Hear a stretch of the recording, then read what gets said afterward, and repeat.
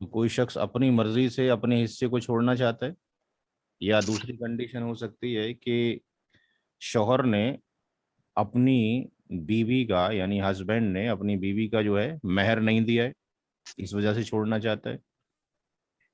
या कोई शख्स छोड़ना चाहता है अपने हिस्से को, और उसने कोई स्पेसिफिक पार्ट ले लिया है कि मुझे फला बगीचा दे दो, या फला दुकान दे दो, या फला कार दे दो, और सारे लोग उसमें एग्री भी हों, ये कंडीशन एग्जिस्ट करती है। इस वाले के अंदर, क्योंकि इसमें तो चूंकि ये आपके पास हस्बैंड खुद ही मालिक है मेहर का, और ये अपनी आपके पास मर्जी से इसने नहीं दिया था पहले, अभी मर्जी से छोड़ना चाहता है, और ये आपके पास इसमें सारे लोगों का एग्री होना जरूरी है, क्योंकि इसमें मल्टीपल लोगों का कंट्रीब्यूशन है। तो यहाँ पर पहला सवाल ये था कि एक शख्स जो है मर जाता है, तो यहाँ पे वाइफ की डेथ हो रही है। इस वाले केस में वाइफ की डेथ हो रही है, तो वाइफ की जब डेथ होती है तो उसने अपने पीछे हस्बैंड को छोड़ा है, अपनी माँ को छोड़ा है, और अंकल को छोड़ा है, असबा बी नफसी को। ये सारी चीज़ें हमें पता है, उनके लिखने की ज़रूरत नहीं है। तो हस्बैंड जो जेडफ की कैटेगरी में है, माँ जेडफ की कैटेगरी में है, और ये अंकल जो है असबा बी नफसी की कैटेगरी में। हस्बैंड अपना जो है हिस्सा छोड़ना चाहता है, क्योंकि उसने बीवी को मेहर नहीं दिया है, पहला केस है। तो अब अगर ऐसे मान के चलते हैं कि यहाँ से हस्बैंड अपना हिस्सा छोड़ना चाहता है, और उसको कैलकुलेशन से अगर हम निकाल देते हैं, तो कितने फर्द बचे? केवल एक माँ और एक अंकल। तो हमने माँ, केस वन में माँ को लिख लिया, माँ का हिस्सा कितना जाएगा? 1/3। 1/3 क्यों जाएगा? क्योंकि औलाद नहीं है, तो 1/3 होगा। और दूसरा हम कंसीडर कर रहे हैं अंकल को, तो अंकल क्या करेंगे? बचा हुआ ले जाएंगे यार, यानी 1/3 अगर माँ ले जाती है, तो 2/3 किसका हो गया? अंकल का हो गया। तो हमने यहाँ पे डिस्प्ले किया है कि अगर सिर्फ ये अंकल और मदर ही है, तो इन दोनों को एक साथ हमने रख लिया, यानी टोटल शेयर हो गए सारे इनहेरिटर्स के। 1/3 माँ का हो गया और 2/3 अंकल का हो गया। तो पूरा जो सरमाया था उसके कितने डिवीजन हुए? 3 डिवीजन हो गए। उससे कितने डिवीजन हो गए? 3 डिवीजन हो गए। तो 3 डिवीजन हो गए, तो हमने यहाँ पे एक कैलकुलेशन लिया, अगर 6 लाख की प्रॉपर्टी थी, तो उसको 3 से अगर डिवाइड कर दिया, तो एक शेयर कितने का आ गया? 2 लाख का आ गया। जब 2 लाख का आ गया, तो केवल माँ है और अंकल है। तो इसको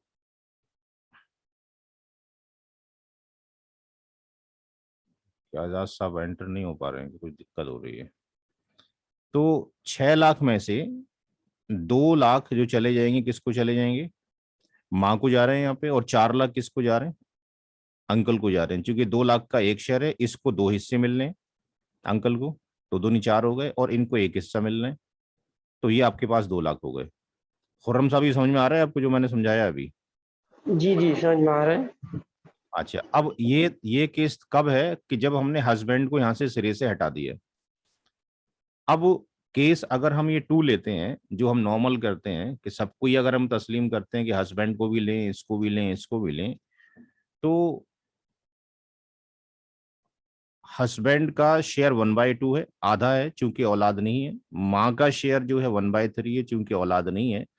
तो ये टोटल शेयर ऑफ जो जबुल फरूज है, ये 5/6 हो गया। इसका मतलब ये हो गया अंकल का, यानी जो आर निकलेगा वो 1/6 हो गया। तो यहां पर अगर हम हस्बैंड को, यानी total share of all inheritors रखते हैं, तो हस्बैंड का 1/2 शेयर रख लिया, माँ का 1/3, और अंकल का 1/6।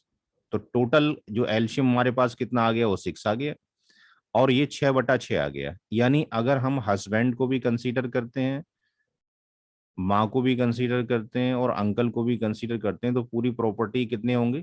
6 हिस्से होंगे। अगर 6 लाख है फॉर एग्जाम्पल, और 6 से डिवाइड करते हैं, तो एक हिस्सा जो है 1 लाख रुपए का आ गया। इसका मतलब ये कि अगर हस्बैंड अपना शेयर लेता, यानी वो अगर अपना शेयर छोड़ना नहीं चाहता, तो हस्बैंड को कितने जाते?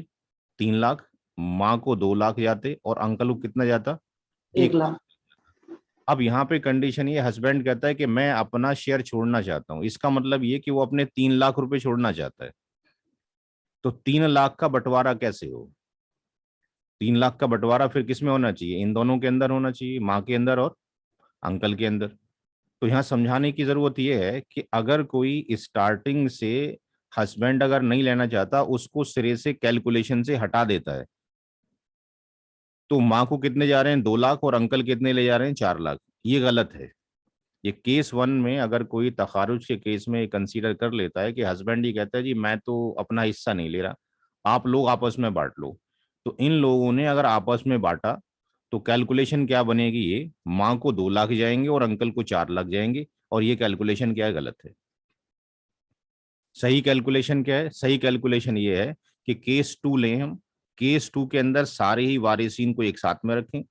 सारे ही वारिसीन को एक साथ में रखने के बाद हम ये देखें कि यहाँ पर सबको जब हमने रख लिया, तो यहाँ पर इसका जो हिस्सा है शौहर का, वो 3 लाख बच रहा है। अब 3 लाख को कैसे कैलकुलेट किया जाए? अब या तो हम ये काम करें कि 3 लाख को दोबारा से कैलकुलेट करें, हस माँ के बीच में और अंकल के बीच में। यानी हमने जो है 6 लाख के जो है आपके पास डिस्ट्रीब्यूशन किया, 3 लाख जो है हस्बैंड को दे दिया, उसके हाथ में पकड़ा दिया, 2 लाख जो है माँ के हाथ में पकड़ा दिया, और 1 लाख जो है अंकल के हाथ में पकड़ा दिया।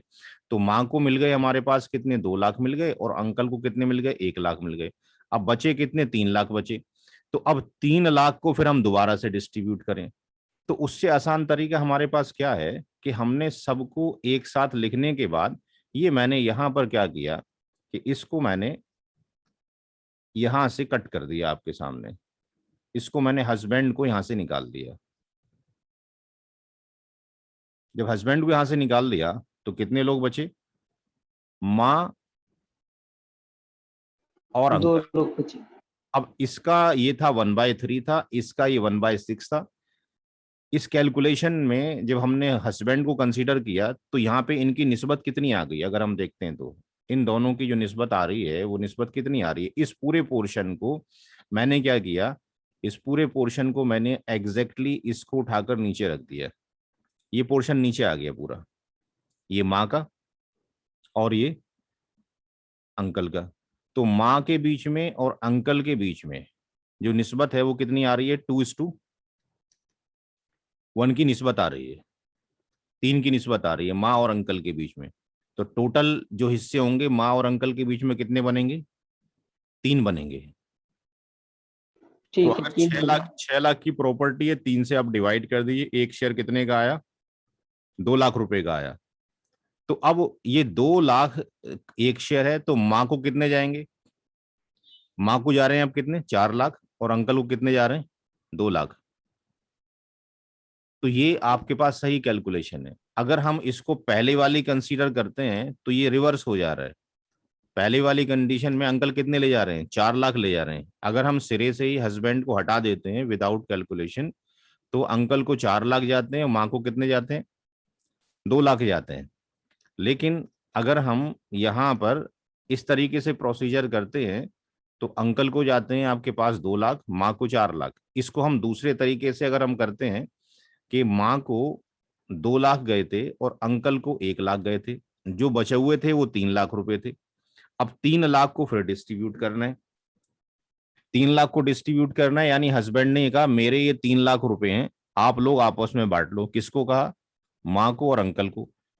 तो माँ को और अंकल को 3 लाख जब बांटेंगे तो हम फिर माँ इसकी जो माँ है और ये जो अंकल है, माँ की जो निस्बत है 1/3 है, अंकल की 1 बाय आपके पास की जो निस्बत है आपके पास ये 1/6 यहाँ पर आ रही है। तो यहाँ पर अगर हम बांटते हैं तो ये कितना आता है आपके पास? ये 6 हो गया, और ये कितना हो गया? ये 2 हो गया, और ये कितना हो गया? 1 हो गया। तो ये कितना आ रहा है? 3। यानी इनकी जो निस्बत बन रही है वो 2:1 की निस्बत बन रही है। यानी 3 लाख रुपए को जो 3 लाख रुपीज हैं उसके कितने टुकड़े किए जाएंगे?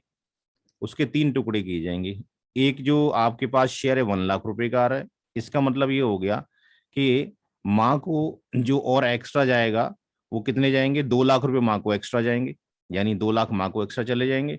और अंकल को कितना जाएगा? एक और अंकल को जाएगा। तो इन अगर इन दोनों को जोड़ते हैं इस तरीके से तो ये 4 बन जाता है और ये 2 बन जाता है। तो या तो आप इसको दोबारा से कैलकुलेट करें तो फर्दर आपका टाइम बर्बाद हो रहा है, और अगर हम इसको एक ही बार में कर लें तो आसान तरीका है।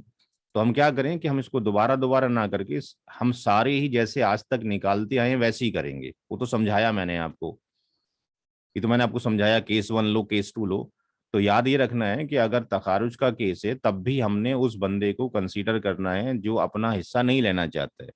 और कैलकुलेशन जब आप कर लें तो उसको यहां से क्या कर दें, इग्नोर कर दें, ये हट गया। अब जब हट गया तो आपने क्या करना है, केवल इतने फेस को देखना है कि ये कितना आया है।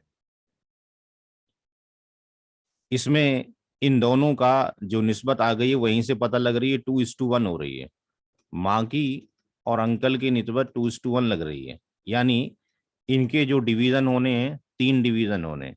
यानी 6 लाख की अगर प्रॉपर्टी थी तो उसको 3 से डिवाइड कर दें तो 2 लाख आ गई। तो माँ को चले जाएंगे 4 लाख और हस्बैंड इसको अंकल को चले जाएंगे आपके पास 2 लाख।